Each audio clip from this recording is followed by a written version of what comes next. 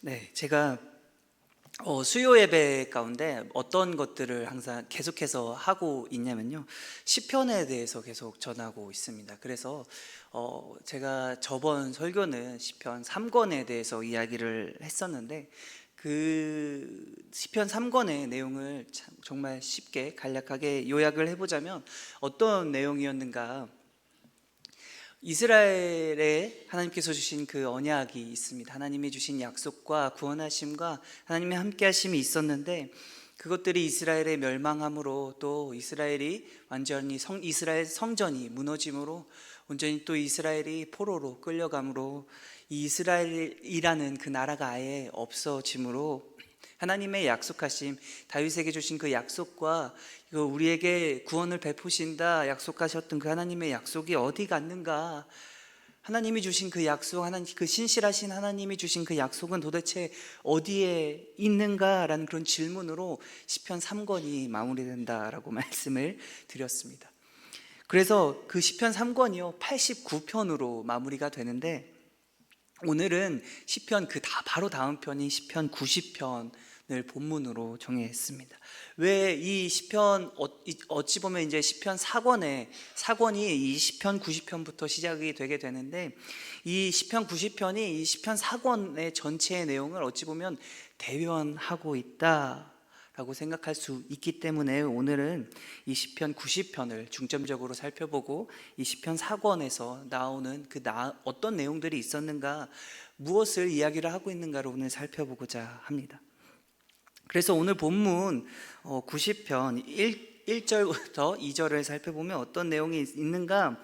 이스라엘 백성들이 이제는 하나님이 주신 그 약속의 땅을 잃어버리고, 또 성전을 잃어버리고, 즉 살아갈 곳 거처를 잃어버리고, 예전 조상들이 그 유목민족으로 있었던, 아니 출애굽해서 광야를 떠돌던 그런 삶을 살았던 그런 모습처럼 이제는 참 어렵고 힘들고 떠돌며 거처가 없는, 정처 없는 삶을 살아가는 상황을 이스라엘 백성들이 마주하고 있는 상황 가운데서 오늘 1절의 내용이, 이 찬양이 시작되는 것을 볼 수 있습니다. 어떤 내용이 있는가? 결국에 이 이스라엘 백성들이 하나님과 처음 만났던, 이스라엘 백성들이 참 어렵고 힘든 상황 가운데 하나님이 구원하셨던 그 상황으로 이제는 되돌아가서 하나님을 마주하였기 때문에, 참 이전과는 다르게 시편 1권부터 3권까지와는 다르게 참 이스라엘 성전이 아니라, 이스라엘 그 가나안 땅이 아니라 이 세상 모든 것이 하나님의 땅이며 이 세상 모든 것의 주인 되신 그 하나님을 고백하고 있다라는 것입니다. 그래서 1, 2절을 보면 결국에 하나님을 찬양하게 되는데, 중요한 것은요, 이 이스라엘 백성들이 뭐라고 고백하는가. 오늘 본문 1절을 보면 이렇게 고백합니다. 주여, 주는 대대에 우리의 거처가 되셨나이다. 거처가 되셨다라는 것입니다. 하나님이 약속해 주신 그 약속의 땅, 가나안 땅, 예루살렘에 있는 그곳으로 돌아가기를 참 어찌 보면 간구했고, 참 바라지 간절히 바랬을 텐데, 그런데 그럼에도 불구하고 무엇을 이야기하고 있는가? 우리가 살아갈 곳, 우리가 살아가는 곳은 그 예루살렘도 아니고 이 바벨론도 아니고 내가 있는 곳이 아닌 주님이 우리가 살아갈 곳이 되신다라는 고백을 하고 있다라는 것이죠. 어떤 장소에 국한된 것이 아니라 이제는 하나님과 함께하는 곳이 내가 있어야 할 곳이다라는 그런 고백을 90편의 시작으로 고백하고 있다라는 것입니다. 그래서 하나님이 어떤 일을 하셨는가? 산이 생기기 전, 땅과 세계도 주께서 조성하시기 전, 곧 영원부터 영원까지 주는 하나님이시니이다 라는 고백을 한다라는 것이죠. 이 세상 모든 것이 하나님의 것이며, 내가 이 세상 어디에 있든지 하나님과 함께 해야 한다라는 그런 찬양과 하나님 그 위대하심을 이 1, 2절을 통해서 고백하고 있습니다. 그러면 다음으로 우리 3절부터 6절까지를 볼 수 있는데, 이 3절부터 6절까지는 어떤 내용이 나오는가? 우리의 연수가 참 너무 짧다라는 것을 이야기를 하고 있습니다. 우리가 살아가는 그 날이, 우리의 인생이 너무나 짧음을 이야기를 하고 있다라는 것이죠. 왜 이런 이야기를 할까요? 처음에는 하나님이 어떤 분이신지, 우리가 하나님과 함께 있어야 한다라는 그런 하나님의 영원하심을 찬양하고 하나님의 위대하심을 보여주고 있는데요, 그 다음으로 나오는 절이 3절부터 6절이 어떤 것을 이야기를 하고 있는가? 결국 우리 인생이 너무나 짧다라는 것을 이야기를 한다라는 것이죠. 영원하신 하나님과 인생이 참 덧없는, 인생이 참 짧은 인간을 대조하고 있습니다. 하나님은 영원하시고 이 세상의 주인 되시지만 인간인 우리는 우리의 수명이 짧고 참 덧없음을 이야기를 하고 있다라는 것입니다. 그래서 하나님께서는 영원하시기에 천년도 하루 같지만 인간인 우리는 너무나 연약하기에 하나님의 시간을, 그 영원하신 그 시간을 우리는 버티고 견디기가 너무나 어렵다라는 그 사실을 고백하고 있다라는 것입니다. 왜 이런 고백을 하고 있을까요? 그 영원하신 하나님과 인간인 우리의 삶을 대조하고 있는 삶을 통해서 결국 이 시편을 통해서 무엇을 이야기를 하고 싶은가? 참 하나님께서 돌이키시길 간절히 원한다라는 것입니다. 어떤 상황이었을까요? 이 사권이 적혀졌을 그 시대적인 상황, 이 편집되었을 상황은 참 바벨론 포로 시기라고 할 수 있겠습니다. 정말로 아까 말했던 그 3권에 있었던 그 모든 상황들을 겪고 나서 이제는 그냥 포로 신세로 아무런 기반 없이 참 어려운 삶을 살아가는 그런 상황 가운데 오늘 이 시편 90편을 이야기를 하고 있다라는 것입니다. 그래서 무엇을 이야기를 하는가? 결국에 우리가 어려움 가운데 있는 것, 성전이 없어지고 이스라엘이 멸망하고 참 하나님이 우리를 떠나셔서 우리가 이렇게 어렵고 힘든 상황 가운데 있는 것이 무엇 때문인가를 이야기를 하고 있는데, 그것이 바로 7절부터 8절까지 이야기를 하고 있습니다. 무엇을 이야기를 하고 있는가? 하나님께서 이스라엘에게 진노하셨다라는 것을 이야기한다라는 것입니다. 참 우리가 겪고 있는 이 상황이 당시에 이스라엘 백성들이 어렵고 힘든 그런 상황이 하나님께서 우리에게 진노하셨기 때문에 우리가 가진 그 죄를 하나님의 앞에 두시고 하나님이 그 죄를 심판하셨기에 우리가 이런 상황을 겪고 있다라는 것을 이야기한다라는 것입니다. 그러고 나서 무엇이 나오는가? 이 하나님의 진노하심이, 하나님의 심판이요, 너무나 오래 지속되었고 계속되고 있다라는 사실을 이야기한다라는 것이죠. 그게 오늘 9절에서 10절까지의 내용입니다.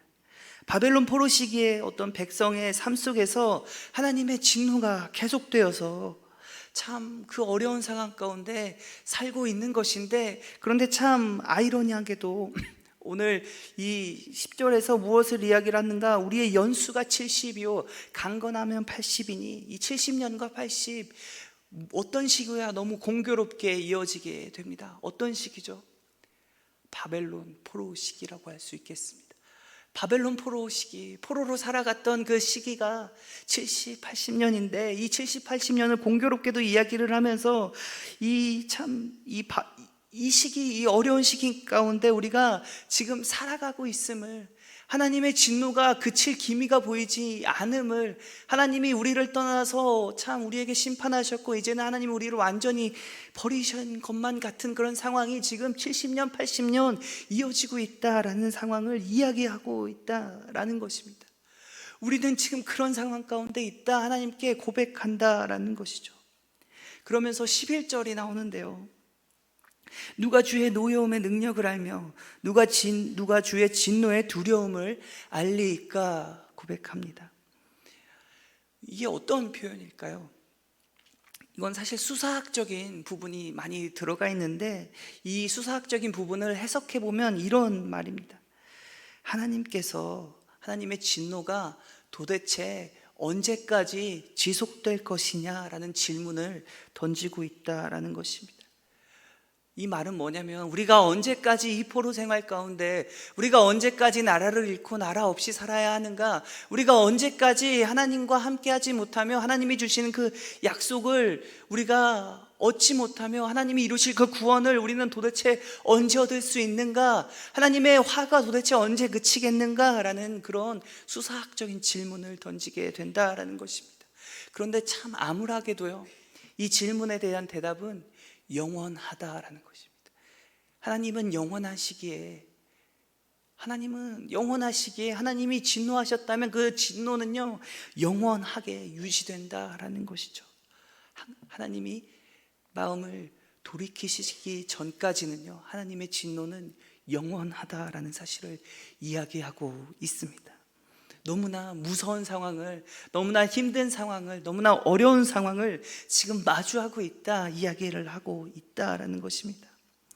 그래서 이 이스라엘 백성이 이 시편을 지은 이 어떤 시인이 어떤 고백을 하는가? 12절을 보면 이렇게 이야기합니다. 우리에게 우리의 날 계수함을 가르치사 지혜로운 마음을 얻게 하소서. 우리에게 우리의 날을 계수함을 가르치사라는 고백을 하면서 지혜로운 마음을 얻게 해달라라는 고백을 하는데, 이 말이요 어찌 보면 단순하게 보면 우리에게 지혜를 얻게 해주시옵소서라는 그런 고백인 것 같습니다. 그런데 여기서 참 단순하게 보면 그렇지만 이 조금 더 깊게 들어가서 이 본문을 해석해 본다면, 앞뒤 문맥에 따라 해석해 본다면 어떤 내용이 들어가고 있는가? 하나님의 그 진노의 날을 계수하게 하옵소서라는 것입니다. 하나님이 지금 얼마나 화나셨는데 그 하나님이 진노하신 그 날들을 우리가 하나하나 셀 수 있게 해달라라는 그런 고백입니다. 그래서 이 하나하나 우리가 하나님의 진노의 날을 센다라는 것은 결국에 어떤 것을 우리가 생각하고 기대하게 만드는가?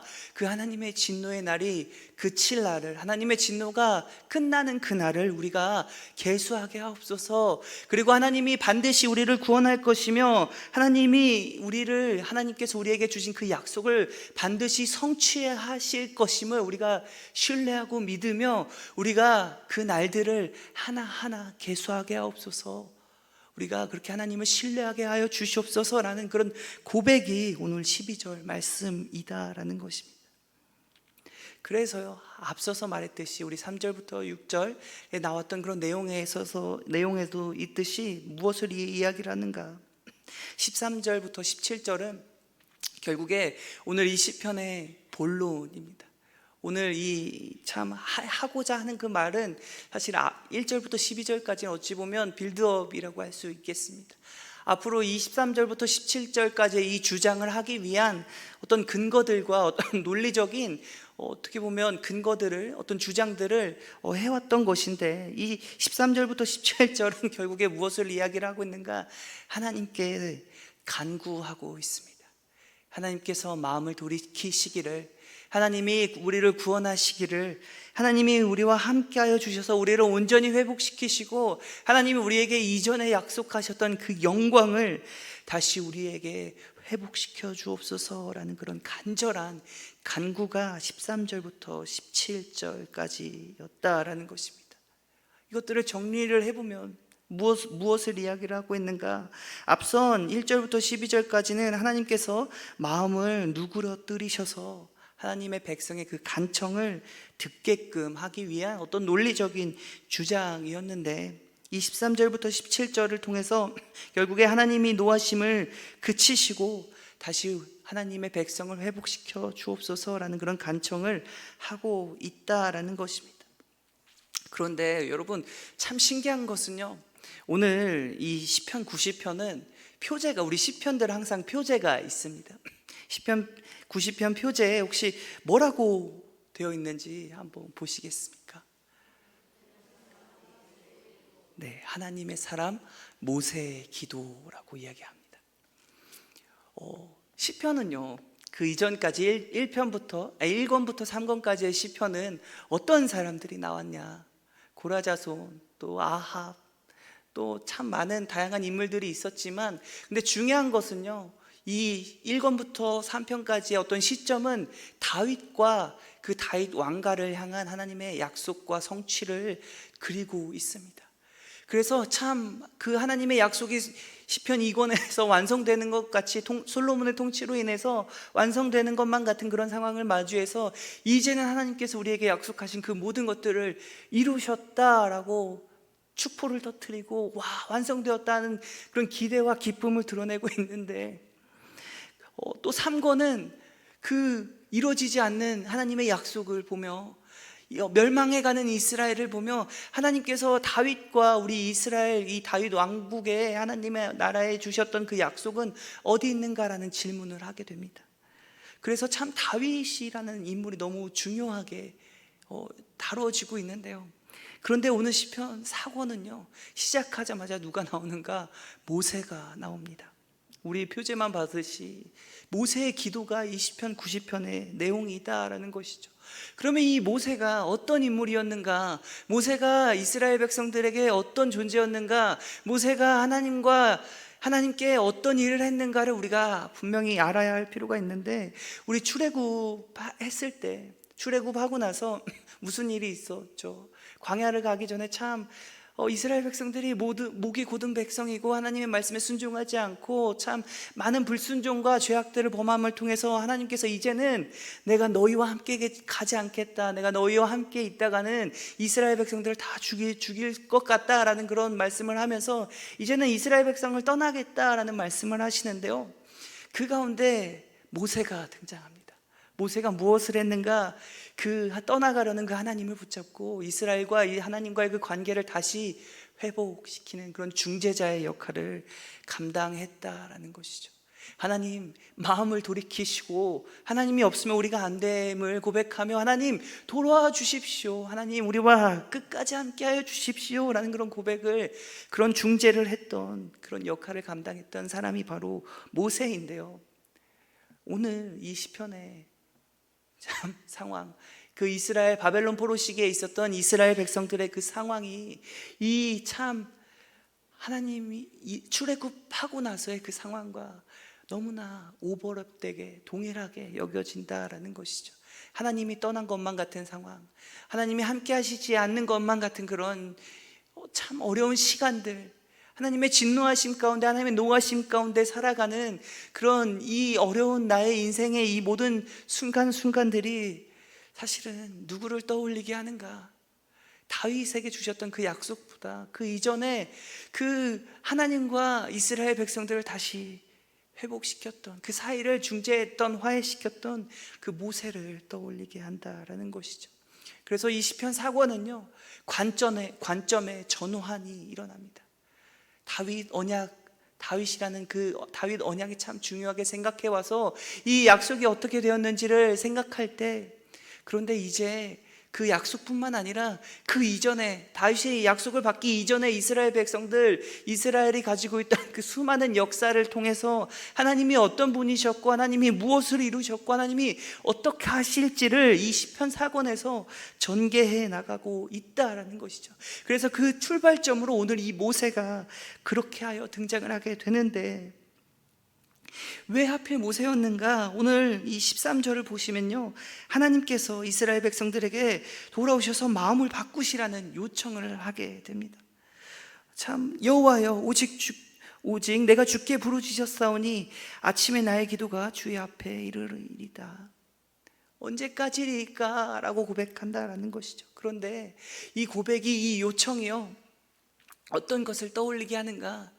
이 모세가 하나님께 요청했던 그 요청 그대로가 오늘 이 시편 90편에 등장하고 있다라는 것이죠. 출애굽 사건 때 있었던, 출애굽 때 있었던 그 모세의 요청이 지금 이 시편 90편을 통해서 바벨론 포로 시기에 있는 어려운 상황 가운데 있는 이스라엘 백성들이 하나님께 모세처럼 요청한다라는 것입니다. 하나님 돌아와 주시옵소서, 하나님 마음을 돌이켜 주시옵소서, 내가 너무나 힘듭니다.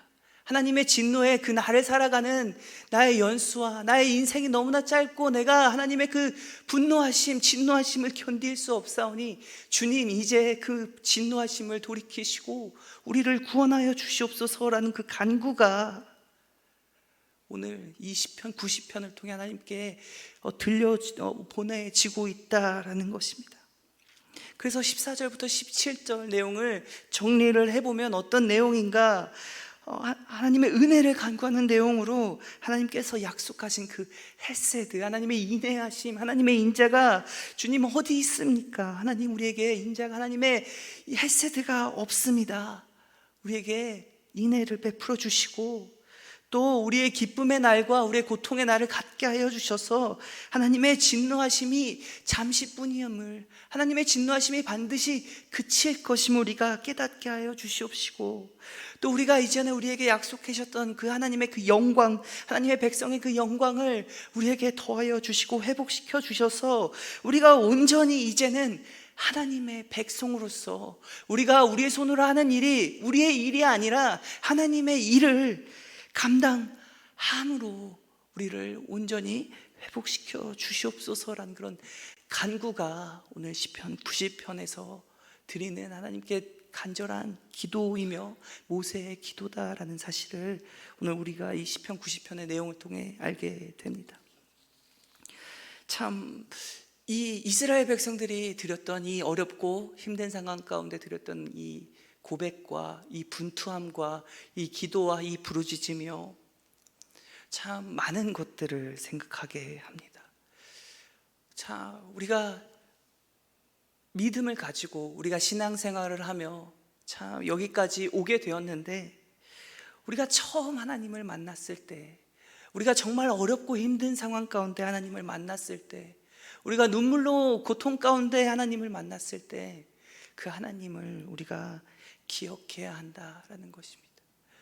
우리에게 여전히 지금 이 이스라엘 백성들처럼 우리에게 아픔과 고통과 하나님이 우리를 떠나심 같은과 우리의 삶 가운데 참 어렵고 힘든 그런 과정 가운데 있다라면 여러분, 무엇 하나 사실은 이루어지진 않았습니다. 그 시편 3권의 마지막 그 대답 질문처럼 하나님의 약속은, 하나님의 구원하심은 어디 있습니까? 라는 그런 질문에 오늘 시편 4권 90편을 통해서 대답하고 있습니다. 우리의 모습이, 우리가 하나님 앞에 어떠해야 하는지를 이야기를 하고 있다라는 것입니다. 우리가 그렇게 어려운 상황 가운데 있다면 우리는 어떠해야 하는가? 하나님 앞에 나아가야 한다라는 것입니다. 우리의 마음을 쏟고 기도하며 하나님, 우리를 회복시켜 주옵소서.